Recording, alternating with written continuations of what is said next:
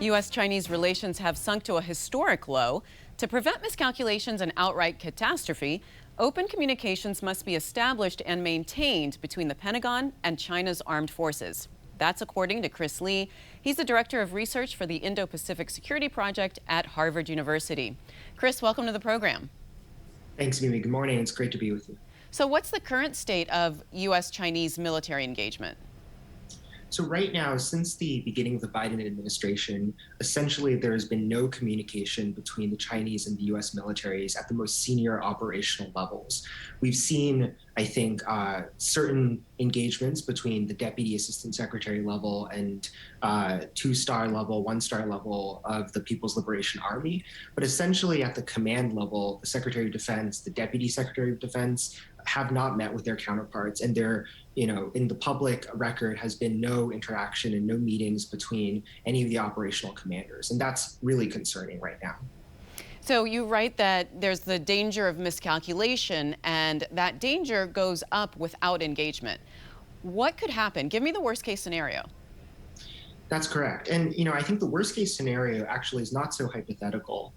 In the piece, we actually cite the case in 2001 where a US EP-3 reconnaissance plane accidentally collided with a PLA fighter jet, which led to a diplomatic showdown over many days. The danger, I think, is something that recurs today when tensions are higher, when there's nationalistic pressure at home, and there's very little communication between militaries. And I think those familiar with the war planning process understand that sometimes because of an accident or because of a miscalculation, escalation can occur rapidly. And so I think the most dangerous scenario would be an unanticipated accidental collision, for example, over the South China Sea, over the Taiwan Strait, that then, because of the lack of communication, begins to escalate and could even, in the worst scenario, lead to an all-out war between the U.S. and China. Does the Chinese military want to engage with their U.S. counterparts? Are they motivated? It's a great question, and I think in the past, military leaders from the U.S. side have noticed over and over again that actually the Chinese side is very reticent, and they are pretty reluctant to engage and to come to the table and actually discuss candidly capabilities. I think, however, that is changing.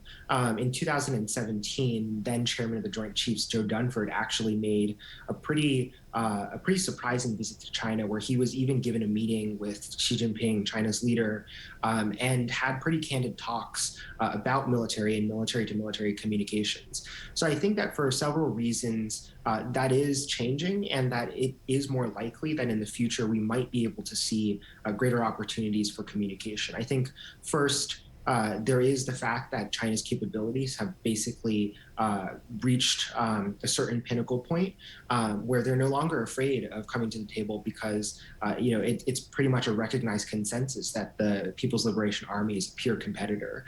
I think second is the fact that prior to the last couple of years, the idea of military-to-military talks, a hotline, would evoke Cold War comparisons. And that's something that both the United States and the Chinese government oppose, and they don't want to characterize the relationship as a Cold War, a new Cold War. But because of the recent shift in the Washington consensus of seeing China as a competitor, seeing it as an adversary even, I think that's also becoming a moot point. So I think that, there's actually reason to be optimistic cautiously that there could be opportunity for greater communication in the future. So then how does the Pentagon go about creating those links and those relationships, given that they might not be totally motivated to meet with the Americans, and also that the Chinese military is just structured differently than the American military? I think there has to be a starting point that is speaking or communicating for the sake of opening those lines of dialogue is important inherently. And that's not always the case in diplomacy, but in the military space, I think usually lack of communication, especially between operational levels and command levels, almost inevitably will lead to miscalculation and misjudgment.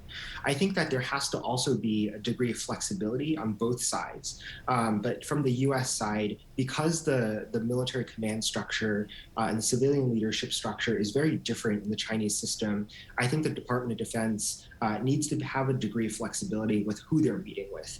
And for example, there have been reports over the past year that the Secretary of Defense, Lloyd Austin, who sought to meet with his essentially what he believed his functional counterpart, the vice chairman of the Central Military Commission, and those meetings were denied. Then instead, he was offered a meeting with the defense minister in the Chinese system, who's more junior.